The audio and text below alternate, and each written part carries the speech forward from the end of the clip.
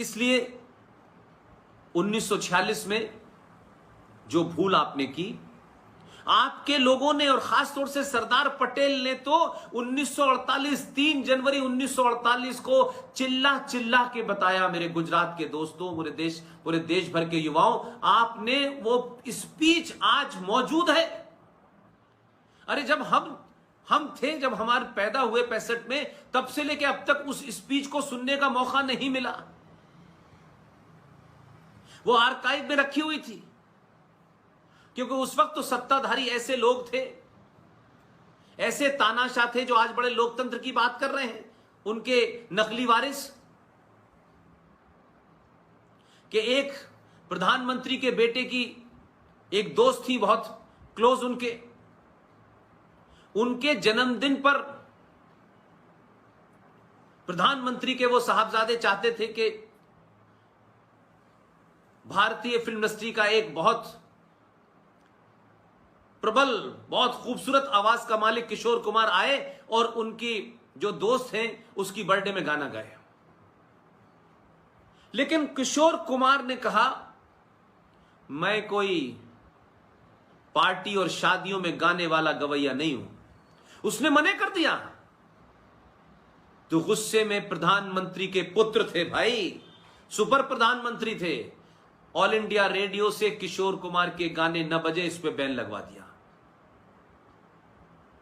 लेकिन आज आप खुशनसीब हैं, अपनी ताकत को समझिए, अपने आसपास का जो आज माहौल है, अपने आप को महसूस कीजिए कि आज आप कितने सुरक्षित हैं। आज आपको अपनी बात कहने से कोई नहीं रोक सकता है। आज आपके पास बात कहने के लिए अगर अखबार जगह नहीं देता है, टेलीविजन आपको नहीं बुलाता है, तब भी मेरे और आपके बीच में आज संवाद हो रहा है। हजारों लोग सुन रहे हैं, युवा सुन रहे हैं। इसके बाद ये कहां कहां जाएगा वो भी सुनेंगे, लेकिन संपर्क है, आमने सामने हम लोग बात कर पा रहे हैं। मैं जो चीजों को सही समझता हूं, जिनके पास तर्क है, लॉजिक है, संवैधानिक चीजें हैं, उनको मैं आपके सामने रखता हूं। तो आप मेरी बात सुन पा रहे हैं कि नहीं सुन पा रहे हैं? इसीलिए जब आप कोई बात कहेंगे तो मैं सुन पाऊंगा। तो ये जो इस समय संचार क्रांति हुई है, इसका पूरा फायदा उठाइए और सवाल पूछिए कि 1946 में जो चुनाव हुआ था, जो हैदराबाद वाला, जो रामपुर वाला, जो आसाम वाला, और अब तो इतने हो गए हैं कि कोई बचे ही नहीं है, जो 30-35 करोड़ चिल्ला चिल्ला कर आपसे कहते हैं कि भारत के मुसलमानों ने अपनी मर्जी से यह देश चुना था, हम तो इस देश के साथ थे, हम तो पाकिस्तान नहीं गए, हमने जिना की बात तो नहीं मानी।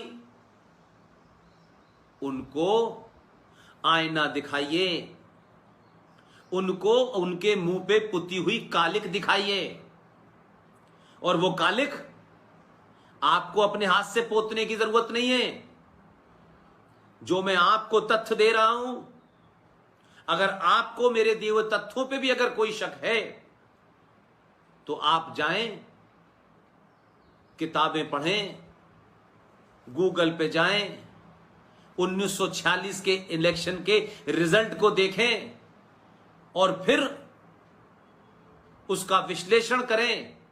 और जो मक्कार आपको कहते हैं कि हम 1946 में हमने भारत को चुना, अब हम यहां से नहीं जाएंगे, हम उनको भेज भी नहीं रहे हैं, तुम बेहया हो, तुम झूठे हो और गद्दार हो, और तुम्हारे पूर्वज बहुत बड़े गद्दार थे। मैं बताता हूं, मैं किन तथ्यों पे कह रहा हूं।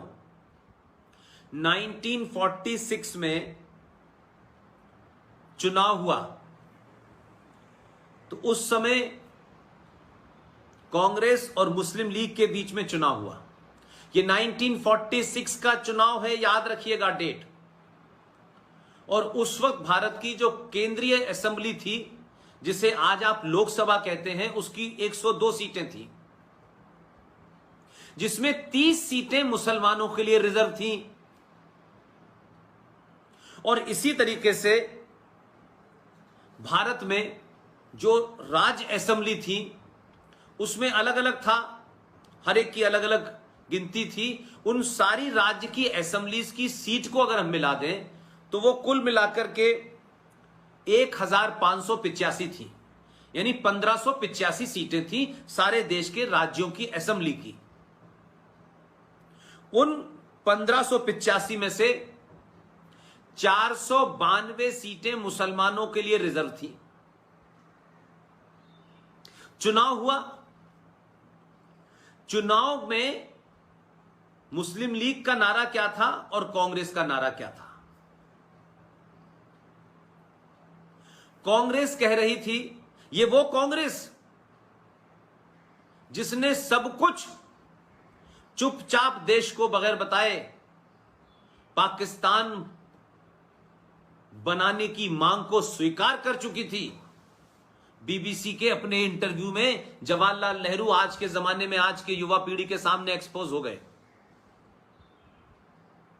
चुपचाप कांग्रेस को बताए शिमला गए थे, अपनी कमजोरियों के चलते ब्लैकमेल हुए और वहां साइन भी कराए। 1946 में कांग्रेस क्या झूठ बोल रही थी? कांग्रेस कहती थी हमें चाहिए अखंड भारत, और मुस्लिम लीग ने चुनाव लड़ा और उसका चुनाव का मुद्दा था और स्लोगन था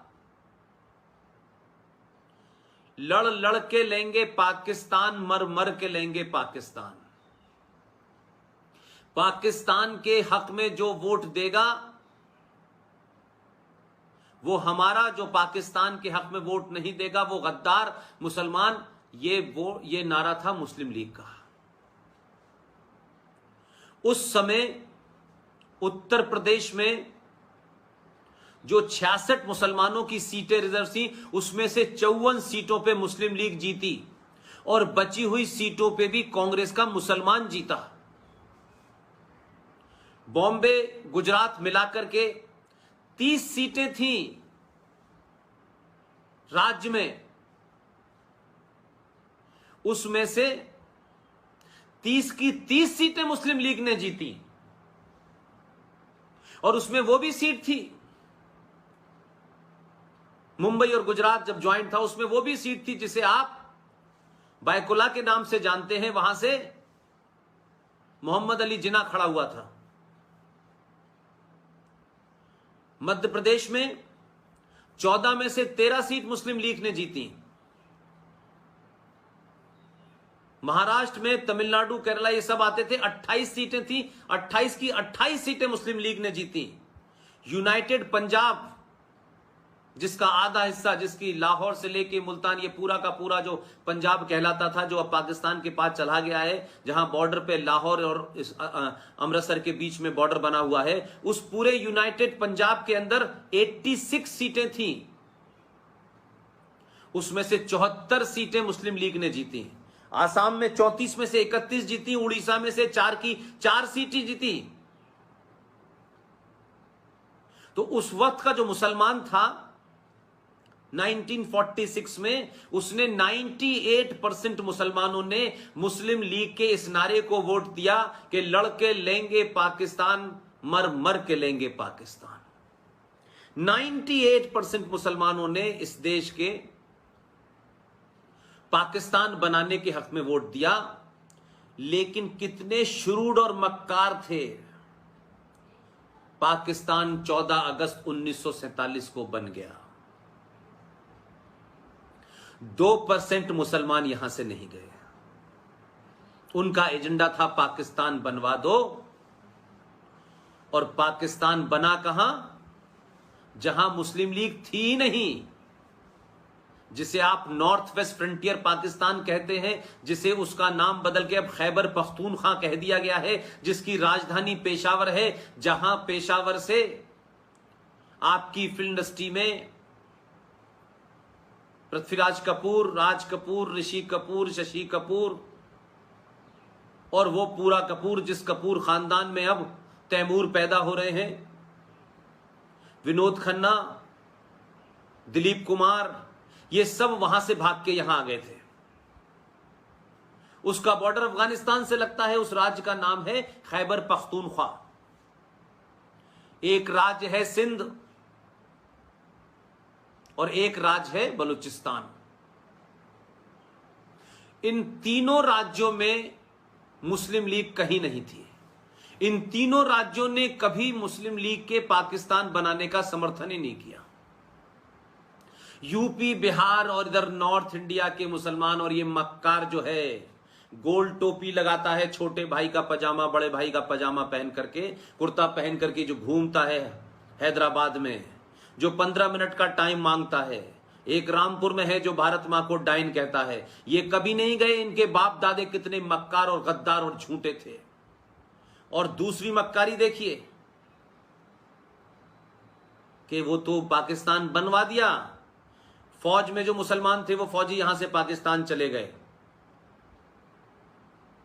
और उसके बाद ये मक्कार मुसलमान जिसकी सोच में पाकिस्तान था, जिसने बनाया, इनकी तो सोच पाकिस्तान के साथ उसी दिन चली गई थी, इनका जिस्म यहां रह गया। इन्होंने कहा अब यहां रह करके हम यहां गंगा जमुना तहजीब की बातें करेंगे, भाईचारे की बात करेंगे, मिलजुल के हमने आजादी की लड़ाई लड़ी है। ये मूर्ख बनाया इस देश के हिंदुओं को और हिंदू नेताओं को, और दलाल नेताओं ने, मक्कारों ने हिंदुओं को बार बार यही समझाया। गांधी जी ने कहा नहीं, अगर कोई मुसलमान तुम्हारी गर्दन काटता है तो तुम्हें शांति से अपनी गर्दन कटवा लेनी चाहिए।